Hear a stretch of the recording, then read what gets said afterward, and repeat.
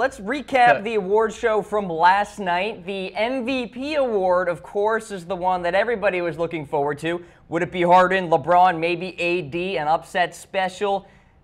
James Harden won the award. It was James.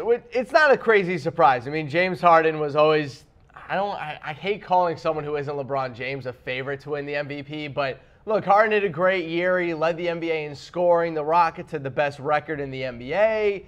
I mean, look, he had a fantastic season. I think he had a better individual season than LeBron, but I think it's tough to argue that James Harden is the most valuable player on the Rockets, seeing as he didn't play every single game, and they were fine when he didn't play because they still had Chris Paul. I think LeBron is robbed of the MVP award every single year. Yes. I think he should have won last year over Russell Westbrook. I think he should have won this year over James Harden. He should have won, years ago over Derrick Rose. Anytime LeBron doesn't win the MVP award, I think he gets robbed. That's just me. I think it's outrageous. It was a failure of the system, and I could go on and on about this, but I won't to save everybody the time here. But LeBron James should have been the MVP. Plain and simple. We had a very, in my opinion at least, we had a very weak year of awards for the NBA. We had a guy who won the MVP who didn't play every single game, who everyone knows isn't the most valuable player. We had a defensive player of the year that played in 50-ish games. We had a coach of the year that ended up getting fired. And we had a rookie of the year who wasn't even really a rookie from the exact definition of what a rookie is. So just a weird year for NBA awards. All right, how about Defensive Player of the Year? Embiid is up there, Gobert, Anthony Davis as well. Yeah, we had a good year in terms of NBA defensive players. I think Anthony Davis should have won. I mean, he's the only guy on that list that actually played close to a full NBA season. He led the NBA in blocks per game as well, but they ended up giving it to Rudy Gobert. Not a bad decision at all. He led the NBA in defensive rating. He was third in blocks per game. I mean, he was the best rim protector in the NBA, and usually that's who wins the award, unless they give it to Kawhi Leonard for being able to defend LeBron. But Kawhi obviously didn't really play this year, so they had to give it to a rim protector. I still think it should have gone to Anthony Davis. I love Rudy Gobert. I think he's probably the best defensive center in basketball, but he only played in 53 games. He only played in about 2/3 of the season, so I don't really know how he could have won the Defensive Player of the Year award. Again, a weird year. Again, over Anthony Davis, who played almost every single game. So I don't really understand this one, but Gobert is a great player. It's just, I wish he played more games.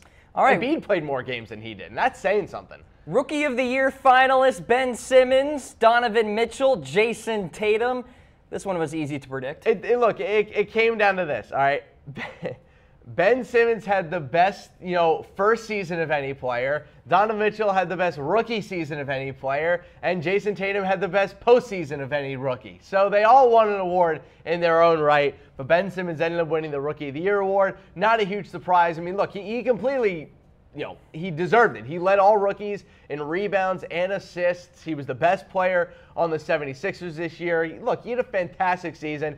I love what Donovan Mitchell did, but, he wasn't as good as Ben Simmons this year. He just wasn't. If you add in playoffs, then Jayson Tatum should have won. But it's a shame. The only way that Donovan Mitchell would have won this award is if Ben Simmons didn't count as a rookie. And by the way, I just want to mention this. I'm completely in that camp. I'm completely in the camp that Ben Simmons wasn't really a rookie and all this stuff. Like, I truly believe that he wasn't actually a rookie this year. He wasn't. His rookie year was last year, and he missed it due to injury. It happens. But the NBA is weird, and small stuff like this kind of falls to the wayside. Good for Simmons. All right, how about Coach of the Year, Harris? I don't Casey, understand this. Snyder, yeah, Stevens. I don't understand this, and so much so that I actually put the Bulls logo next to Dwane Casey because none of this makes sense anyway. Look, Brad Stevens should have won this award. I know that Dwane Casey had a great year at the Raptors. They had the best record in the East. That's great, but they failed again in the playoffs. They got swept out by LeBron James. I know that Coach of the Year doesn't reflect playoffs, but that's stupid. It should. The Celtics lost the best player on their team and the second best player on the team for a majority of the season. They were still the number 2 seed in the East. They made it all the way to the Eastern Conference Finals, and he ended up third behind a guy who got fired and Quin Snyder, who did everything that the Celtics did but with a better team. I wholeheartedly disagree with Dwane Casey winning Coach of the Year. Wholeheartedly disagree. I don't care. Casey I don't get it.